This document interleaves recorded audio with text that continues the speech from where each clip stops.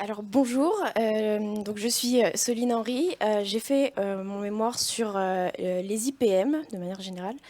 Je tiens à remercier donc Claire Bételu qui a accepté de diriger mes recherches, ainsi que Florence Bertin et le Musée des Arts Décoratifs qui m'ont confié ce sujet et qui m'ont accueilli dans leur musée pour mener à bien mes recherches. Donc pour mon sujet de recherche, je me suis demandé en quoi une analyse de données pouvait servir à la conservation préventive des collections. Quand on fait une collecte de données dans des pièges à insectes dans un musée, on le fait pour surveiller une population d'insectes, pour éviter une infestation et que des œuvres ne soient endommagées. C'est ce qu'on appelle la gestion intégrée des insectes, ou autrement appelé Integrated Pest Management, l'IPM. Au musée des Arts Décoratifs et au musée Camondo, un IPM a été mis en place il y a 6 ans. Et les données rassemblées concernaient principalement la mythe en raison de son caractère ravageur et de la grande quantité de collections qu'il se trouve dans ces collections. Mon travail consistait donc à analyser ces 6 années de relevés sur la mythe. Pour faire l'analyse de données, il a fallu que je me dote d'indicateurs communs qui permettraient de donner des résultats objectifs et surtout de communiquer des résultats clairement. J'ai donc utilisé 2 outils. Tout d'abord, le taux de capture et ensuite le POI, le Pest Occurrence Index, que je vous présenterai un peu après. Et après avoir fait ces analyses de données, j'en ai appris davantage sur les périodes d'activité des mythes et les zones où elles étaient la plus active, et donc les zones à surveiller en priorité. En connaissant toutes ces informations, on a pu ensuite fixer des seuils d'alerte pour intervenir dans le musée.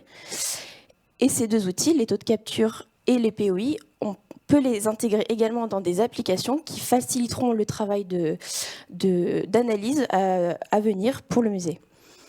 Mon travail de recherche, même s'il s'inscrit dans le cadre de ces 2 institutions et qu'il se consacre à la mythe, il est tout à fait adaptable dans sa méthodologie à d'autres types d'insectes ou à d'autres institutions. Donc voici mon point de départ. Donc, ce sont ces grands tableaux Excel dans lesquels on a reporté le nombre d'insectes qu'on collecte dans chaque piège. Et ensuite, que faire de ces données? On ne sait pas comment les manipuler, on ne les exploite pas au maximum de leur utilité. Et donc, je me suis demandé comment extraire des données pertinentes, quels résultats j'allais pouvoir communiquer et quels résultats allaient pouvoir aussi aider à prendre des décisions pour améliorer la conservation préventive.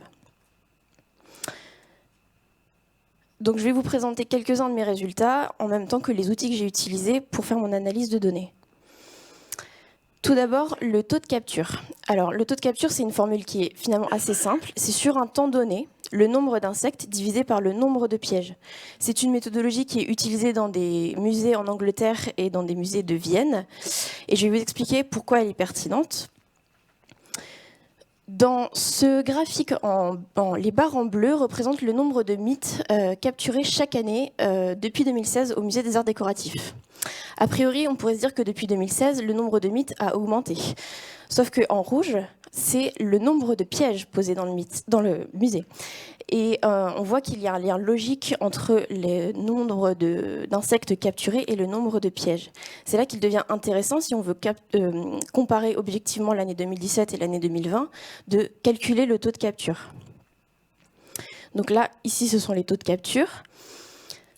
Donc on voit qu'en effet, il y a une légère augmentation depuis 2016 du taux de capture, mais avec des données un peu plus modérées que sur le graphique précédent.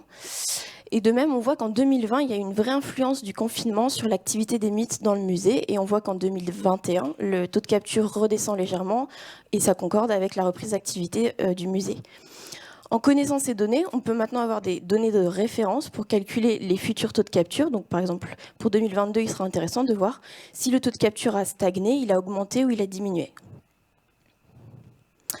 Voici un autre exemple de l'utilisation du taux de capture. Ici, j'ai calculé les taux de capture par zone.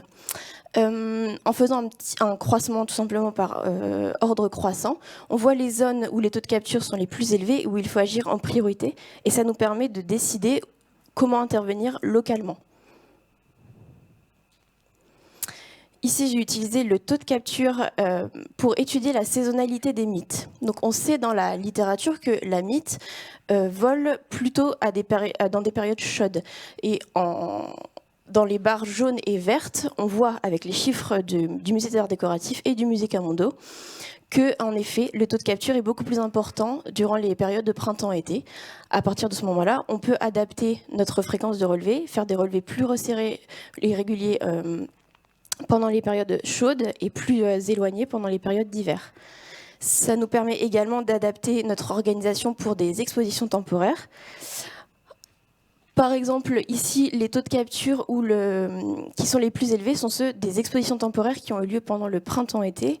Donc on sait que maintenant, il faudra renforcer la stratégie d'IPM pour les expositions temporaires durant les périodes chaudes. Et le deuxième outil que j'ai utilisé, c'est le Pest Occurrence Index, qui est une méthodologie qui a été mise en place par la professeure Jen Anderson et Kristen Bars, qui sont chargés de collection en Angleterre. Leur méthode de calcul, en fait, c'est la somme des insectes divisée par le nombre de pièges. Donc on retrouve l'idée du taux de capture et on rajoute deux facteurs. E, qui est la surface en mètres carrés, et T, le temps entre deux relevés. En effet, si on capture 10 mythes sur une petite pièce de 15 mètres carrés et 10 mythes dans une grande galerie de 100 mètres carrés, ce n'est pas la même donnée. De même que si on capture 10 mythes sur 2 semaines ou 10 mythes sur 6 mois, ce n'est pas non plus la même donnée. C'est pour ça que leur formule mathématique se veut la plus exhaustive possible pour analyser l'activité des insectes. Donc j'ai calculé les POI par zone dans le musée des arts décoratifs. Et en rouge, en orange, la droite qui traverse le graphique, c'est le POI moyen du musée. On peut aussi décider de représenter nos données sous forme de cartographie, ce qui permet de se représenter les données dans l'espace et de formuler des hypothèses sur l'origine d'une infestation. Alors maintenant, comment améliorer l'IPM avec tout cela ? Le taux de capture et le POI nous permettent d'avoir une vision globale, c'est-à-dire on connaît l'activité des mythes dans le musée, on sait où intervenir et quand intervenir. Ces deux outils, ce sont également des outils qui participent à un langage commun. Si plusieurs musées d'une même ville, d'une même région ou même à l'échelle nationale utilisent ce même langage, cette même méthode de calcul, à ce moment-là, on pourra avoir des données comparables entre musées. On pourra avoir un partage de connaissances qui améliorerait les connaissances pour la gestion des insectes. Ensuite, après avoir fait cette analyse de données, maintenant, on connaît le bruit de fond biologique de notre musée et on peut établir des seuils d'alerte pour décider, pour savoir quand il faut intervenir. Donc, par exemple, il y a plusieurs moyens de fixer un seuil. On peut se baser sur le POI moyen du musée que j'avais calculé juste avant. Ou alors, on peut choisir de se baser sur le POI moyen par année. Par exemple, si au mois de mars, on atteint le POI moyen d'une année, on peut se dire qu'il est un peu tôt dans l'année et qu'il faut intervenir en urgence, il y a un problème d'infestation. Ces deux outils, ils sont intéressants et c'était la dernière partie de mon travail, c'est qu'on peut les intégrer dans des applications qui permettront de faciliter l'analyse l'analyse de données des musées. Une application Conserve a été créée par des conservateurs-restaurateurs américains. Elle sert à faire des relevés, mais aussi l'analyse de données. Et ils ont intégré la formule du POI dans leur algorithme. Si on veut rester sur un tableau Excel, on peut tout à fait implémenter le POI de Bars et Anderson dans un tableau Excel. Et en générant un graphique croisé dynamique, on obtiendra la même analyse de données pour connaître de manière la plus exhaustive possible le bruit de fond biologique de notre musée.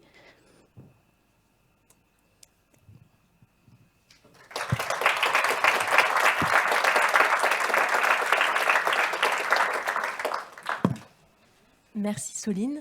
On va continuer. On va garder les questions pour après nos trois interventions.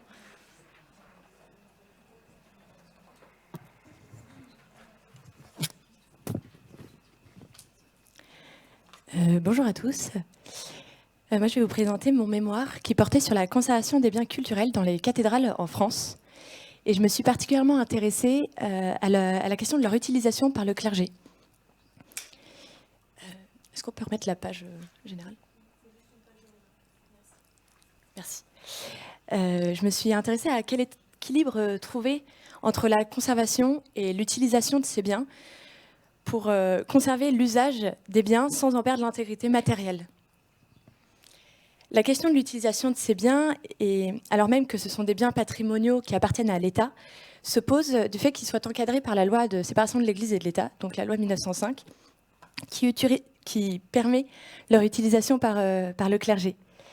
En effet, les cathédrales et leurs biens sont, depuis cette loi, propriété de l'État, et les églises sont propriété des communes.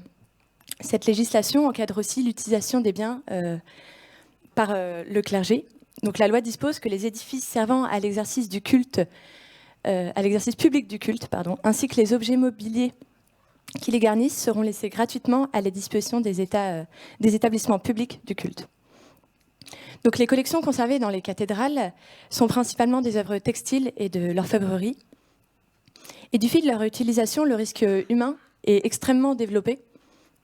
Ainsi, le risque de dissociation, de perte, de vol sont les quotidiens de ces œuvres. Le vandalisme, même involontaire, est aussi très présent. En effet, l'ignorance fait aussi de graves dégâts comme des repeints, des nettoyages intempestifs qui sont souvent faits avec beaucoup de bonne volonté, mais de très mauvaises pratiques. Le fait de les conserver dans les cathédrales induit aussi qu'ils sont conservés dans des environnements non adaptés, que ce soit le climat, le rangement et le lieu de passage que ça peut être. Ça ne permet pas du tout une bonne conservation. L'objectif de mon mémoire était donc de comprendre les pratiques actuelles qui sont mises en place dans la conservation préventive dans les différentes cathédrales en France, de rassembler et de permettre de partager aussi les pratiques et les initiatives qui sont développées un peu partout, et d'apporter un axe de développement et d'amélioration. Pour cela, et grâce à mon mémoire, j'ai eu l'occasion de rencontrer de très nombreux acteurs qui œuvrent à la conservation des biens dans les cathédrales. Bien sûr, le conservateur des monuments historiques, qui est le responsable de ces collections, qui représente l'État, qui en est propriétaire, donc, et qui est responsable du suivi scientifique et technique de la conservation des biens. Le CAOA, qui est le conservateur des antiquités et des œuvres d'art, qui s'occupe au niveau départemental des œuvres classées monuments historiques et dont une certaine partie sont présentes dans les cathédrales. Le CAOA a une charge de travail qui est très importante. Il est lui-même pas toujours... il peut être bénévole ou faire ça en plus de son temps de travail quand il travaille dans des archives ou des lieux patrimoniaux. Il est aussi la personne qui accompagne les différents propriétaires et affectataires dans le suivi de ces œuvres. Donc, un affectataire, c'est quelqu'un qui n'est pas propriétaire de l'œuvre, mais qui a le droit d'usage. Donc, il va accompagner donc le clergé ici, mais parfois des propriétaires privés aussi qui ont des œuvres chez eux. Du côté du clergé, le recteur de la cathédrale peut avoir un regard sur l'utilisation et donc la conservation de ces œuvres. La commission diocésaine d'art sacré aussi. Mais c'est principalement le clergé lui-même et les sacristains et les bénévoles qui travaillent avec le clergé, qui ont les œuvres dans les mains, qui vont les utiliser pour les différents offices, les différents cultes qu'il peut y avoir. Et pour avoir un retour du terrain et de la variété de ce qui peut se faire, j'ai mis en place un questionnaire, encore un, pour essayer de comprendre la diversité aussi des situations qu'une cathédrale à Paris ou à Tours ou à Reims peut vivre. Donc j'ai eu des retours des CAOA. Je me suis adressée principalement à eux parce que c'est beaucoup eux qui sont en contact avec le clergé et qui sont sur le terrain. Ça m'a permis de comprendre donc, les différents domaines où il y avait besoin de cibler mon mémoire et donc des domaines de progression possibles et d'avoir un retour des différentes variétés. Mon questionnaire se basait sur... s'était intéressé à 5 domaines: la connaissance qu'ils pouvaient avoir des œuvres, les problèmes de dégradation qu'elles pouvaient subir, l'utilisation, le lieu de conservation, donc bien souvent la sacristie, et le suivi de l'état de conservation. Donc, suite à ce questionnaire, je me suis rendu compte qu'il y avait 3 domaines qui étaient problématiques. Les conseils de manipulation étaient présents, mais peu mis en place, et la méthode de conseil n'était pas forcément toujours adaptée.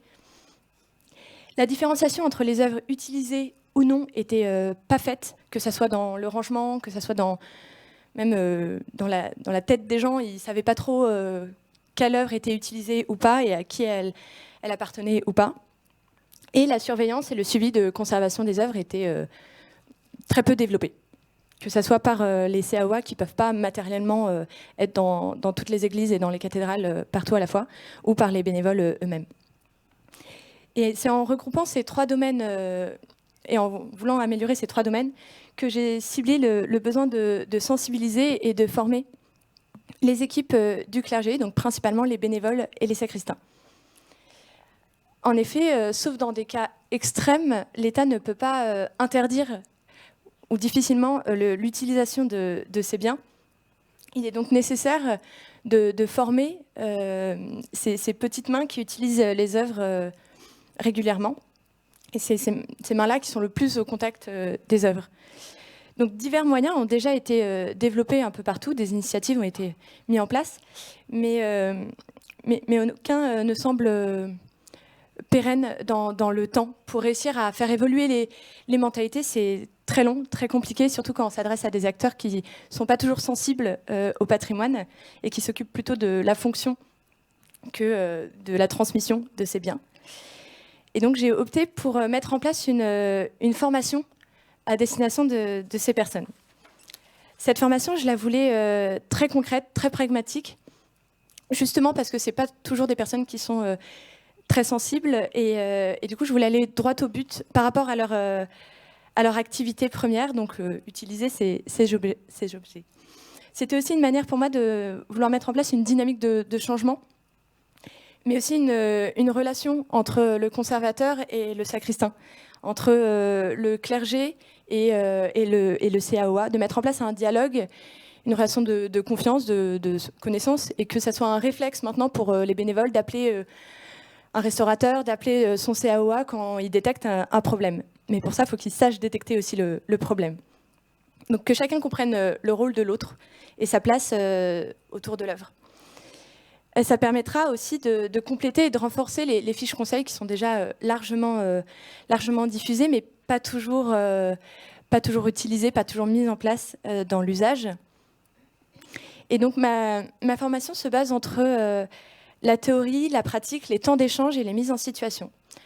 Elle devra se dérouler dans la cathédrale de l'équipe qui sera formée, ce qui permettra une meilleure projection de cette équipe par rapport aux changements qu'elle voudra et qu'elle devra opérer dans ses pratiques.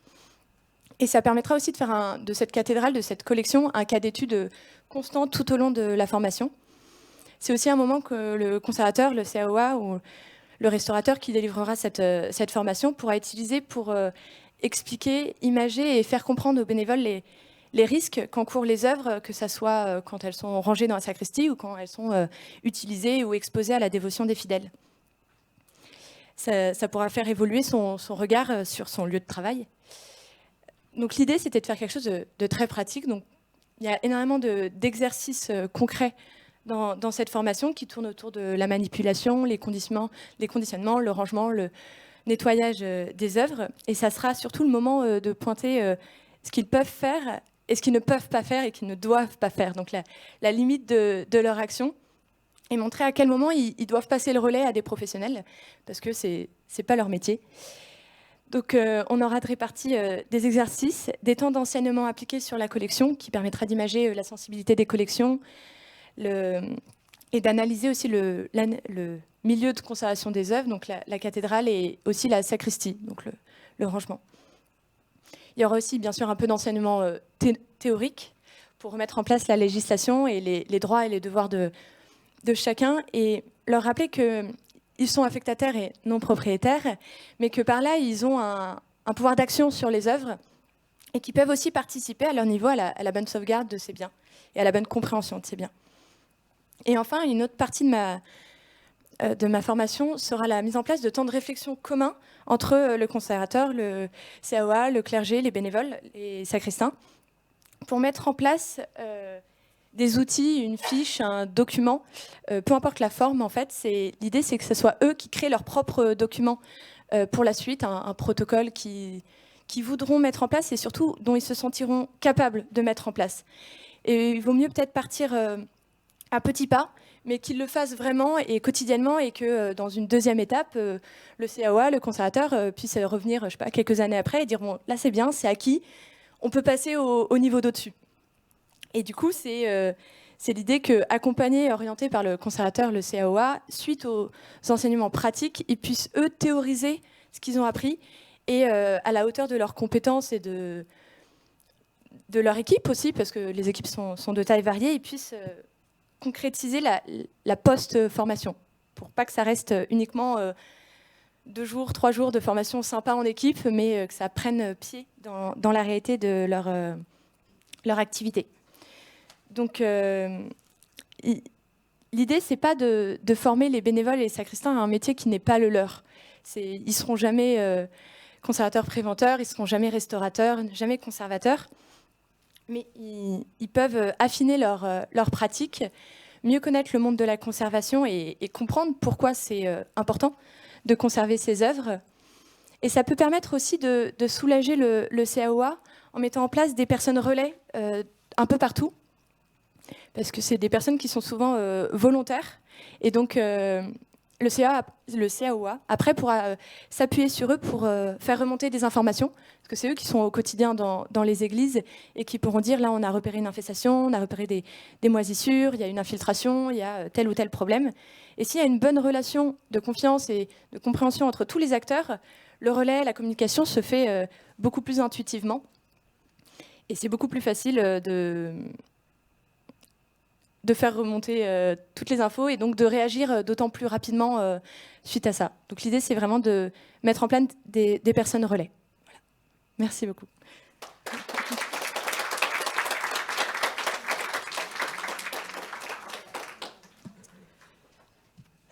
Merci Guillaume. Je vais laisser la parole à Anaïs. Merci. Ah, il faut un mot de passe.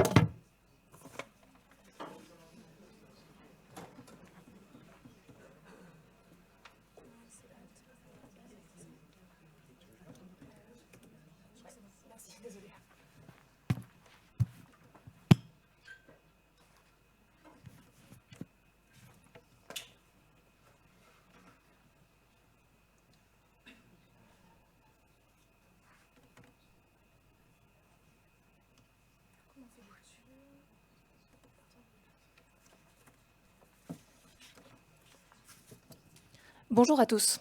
Donc Anaïs Gaïbo, je suis conservatrice restauratrice spécialisée en sculpture et j'ai fait le master de conservation préventive sur 2021 et 2022.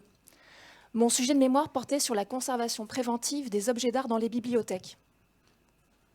Les bibliothèques sont dédiées à la conservation et à la diffusion de l'écrit sous toutes ses formes, manuscrits, imprimés, mais également des supports d'enregistrement sonores et visuels très variés.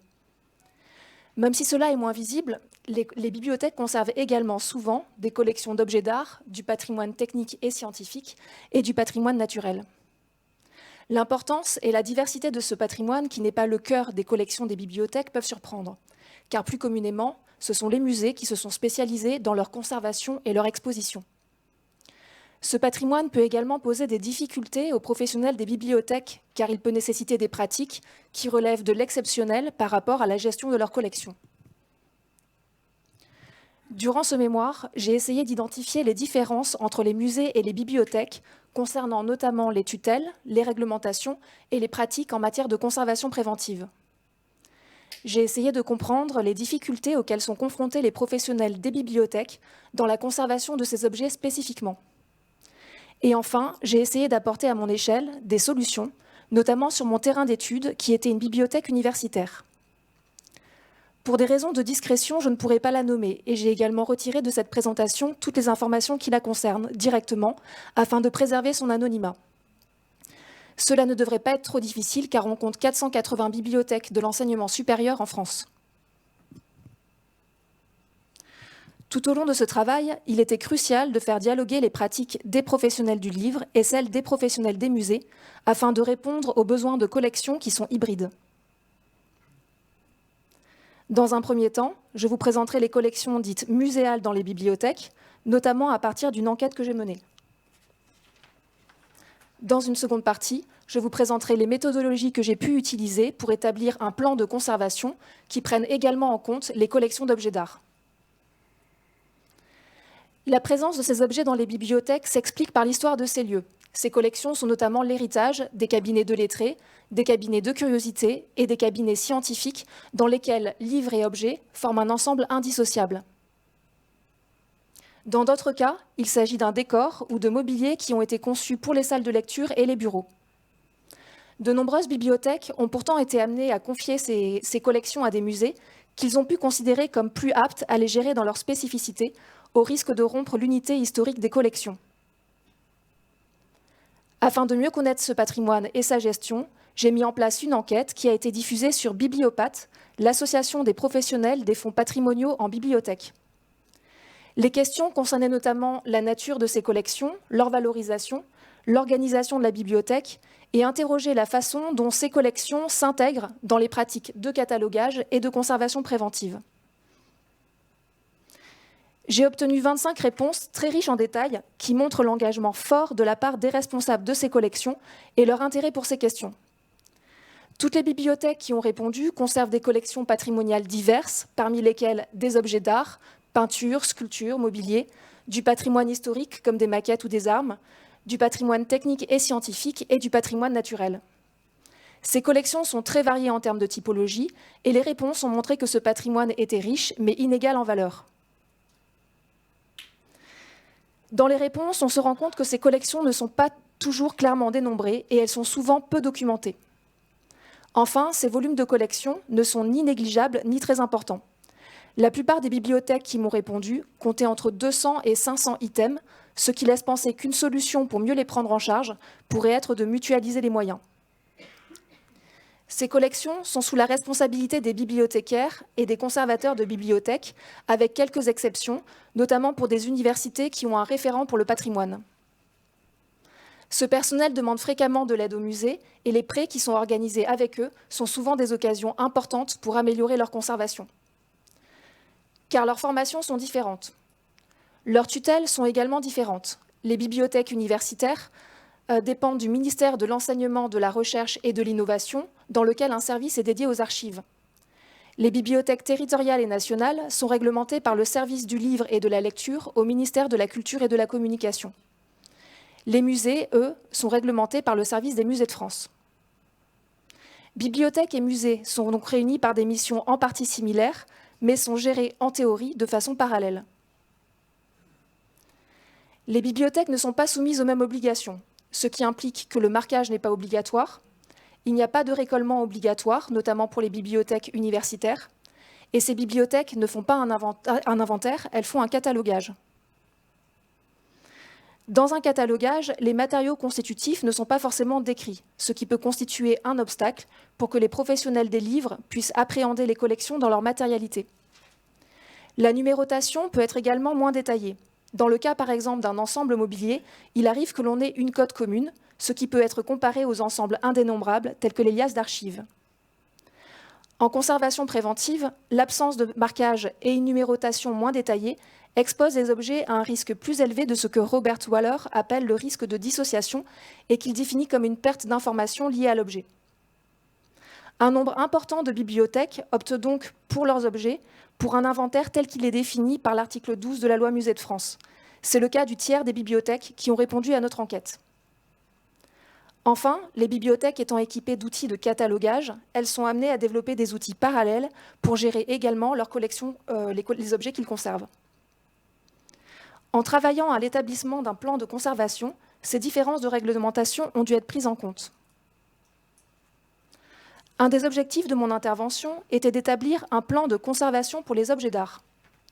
Un plan de conservation se définit comme une stratégie structurée sur plusieurs années, impliquant un chiffrage des coûts et des délais de réalisation.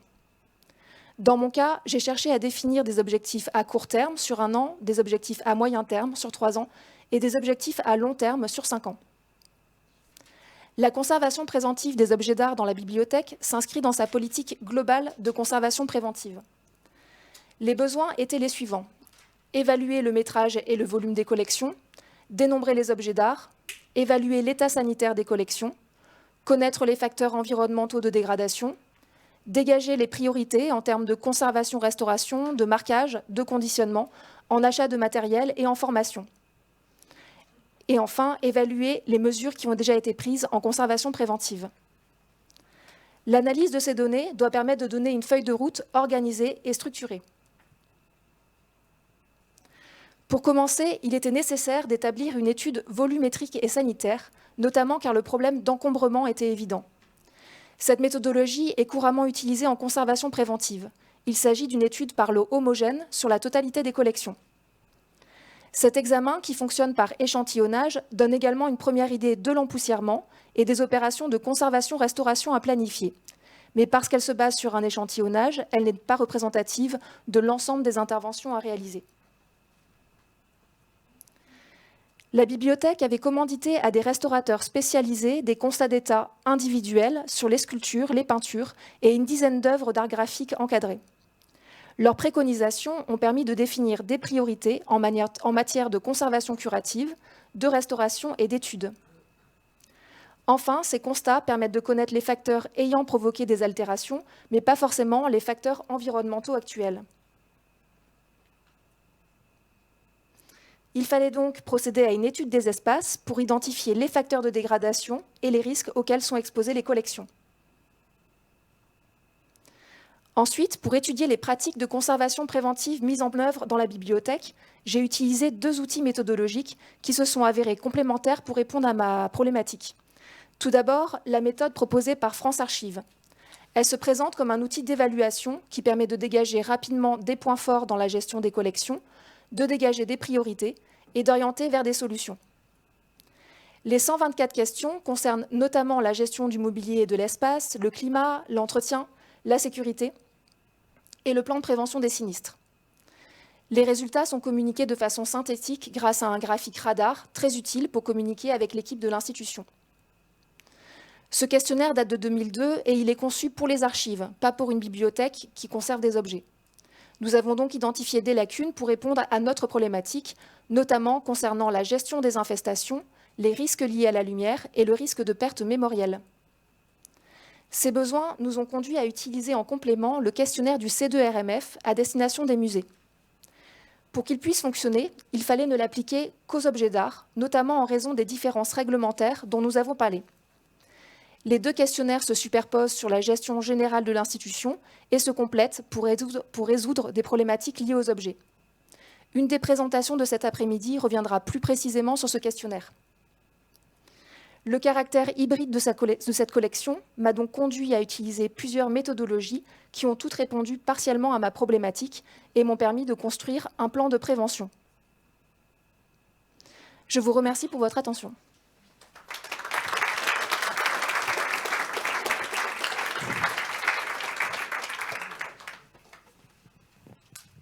Merci à tous les 3. On va avoir un petit temps de questions, donc n'hésitez pas à lever la main si vous avez des questions. Je regarde Perrine s'il y a des questions en ligne ou pas. Ah, on va commencer.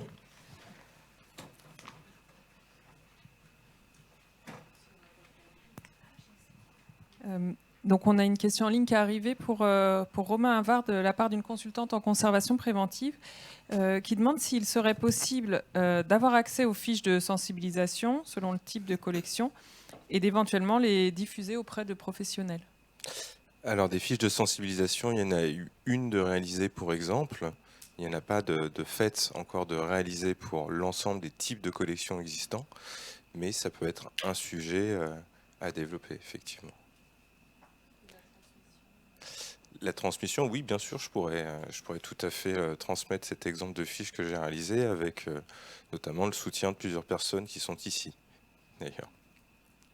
Merci. Est-ce qu'il y a d'autres questions, notamment pour les 3 derniers intervenants? J'arrive.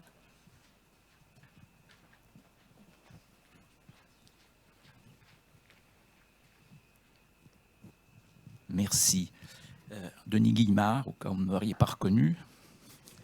Alors, j'aurais une question pour Guillaume Delafont sur les cathédrales. Quelles sont les cathédrales que tu as pu étudier? Alors, j'ai eu l'occasion de me rapprocher des différents CAOA, donc la CAOA de Tours, de Chartres, de l'Auxerre, de Sens. Alors, je les ai plus... Enfin, en tous les cas, il n'y avait pas Strasbourg? Non. Alors, c'est dommage. Je vais dire pourquoi. Parce qu'à Strasbourg, ils n'appliquent pas la loi de 1905. Ah bah oui, bien sûr. Ouais. C'est le statut particulier d'Alsace. Et à la cathédrale de Strasbourg, il y a donc un conseil de fabrique qui a mis en place tout un plan de conservation préventive pour gérer la cathédrale et surtout pour gérer les fameuses tapisseries qui ont été rachetées au XVIIIe siècle à Notre-Dame de Paris et qu'ils installent tous les ans à Noël dans la cathédrale. Donc ils ont mis un protocole pour ne pas utiliser des bougies qui produisent de la fumée, pour faire le ménage avec des aspirateurs, etc. C'est très intéressant et je pense que ça compléterait beaucoup ce travail.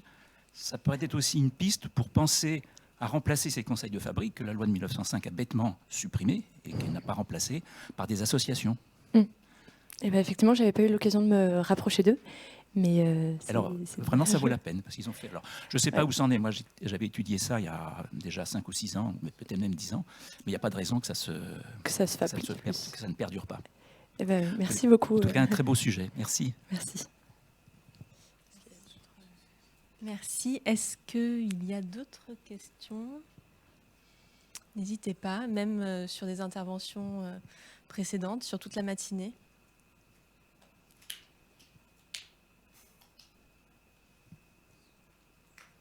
Non. Pour l'instant, non.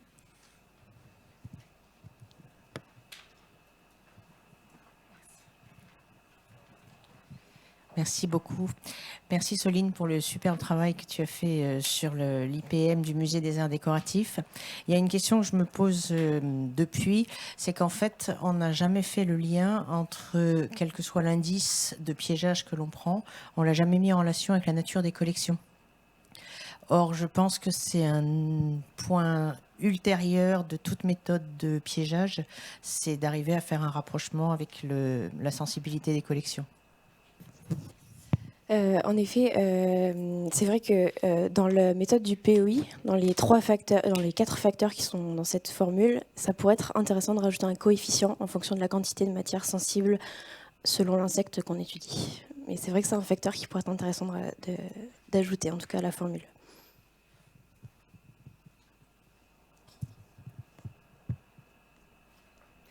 Merci. Je regarde la montre. Il reste 5 petites minutes. Si vous avez d'autres questions ou commentaires à faire sur les interventions de ce matin, n'hésitez pas. Il y a d'autres questions? Non.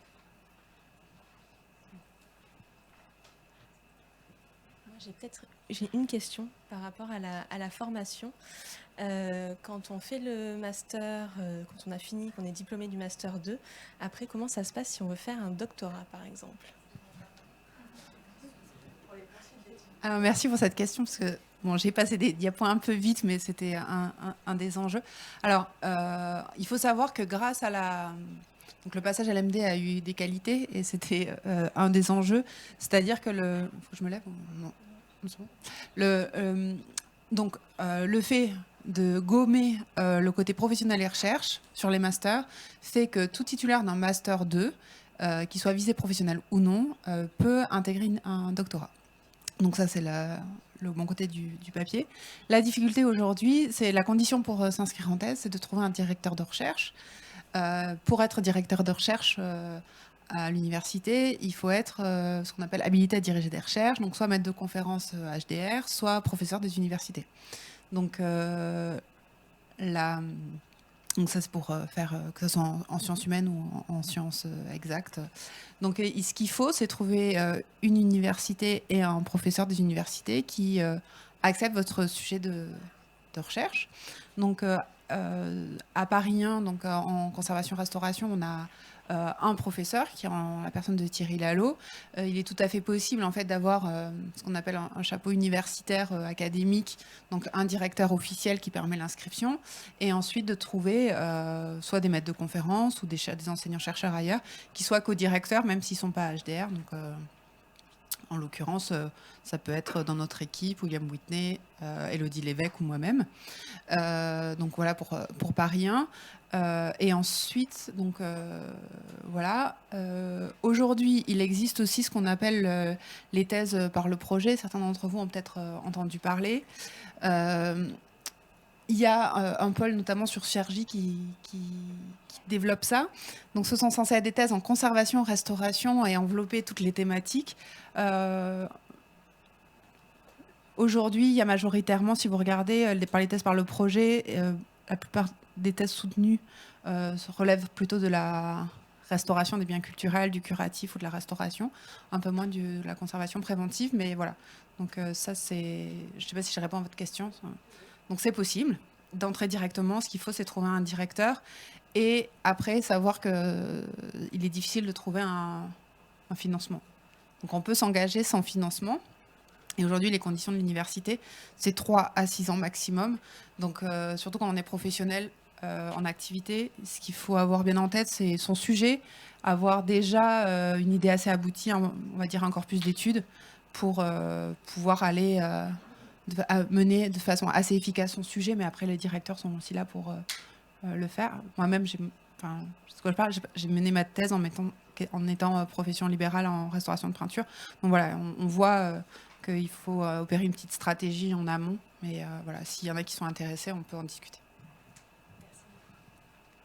Est-ce qu'il y a d'autres questions? Non? Non? Oui?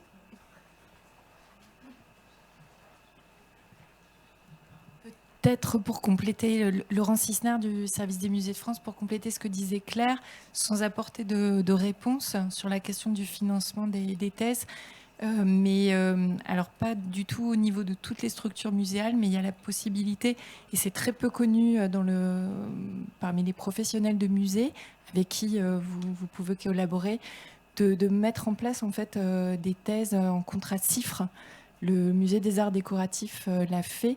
Alors, je ne connais pas de doctorants qui ont travaillé sur des sujets de conservation préventive, mais il y a quelques doctorants plutôt en SHS, histoire de l'art, histoire, voilà, et c'est souvent les étudiants, les doctorants qui viennent faire connaître au musée ces dispositifs.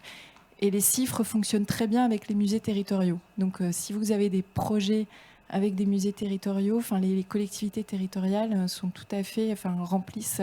Il ne faut pas avoir peur au I qui correspond à industrie. C'est un dispositif qui existe depuis longtemps. Je sais que le musée des arts décoratifs a accueilli ou accueille même en ce moment une étudiante en contrat CIFRE.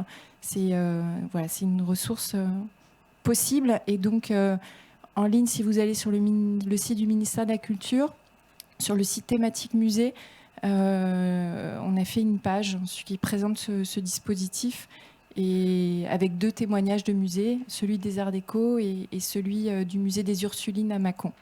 Voilà, c'était pour compléter. Merci.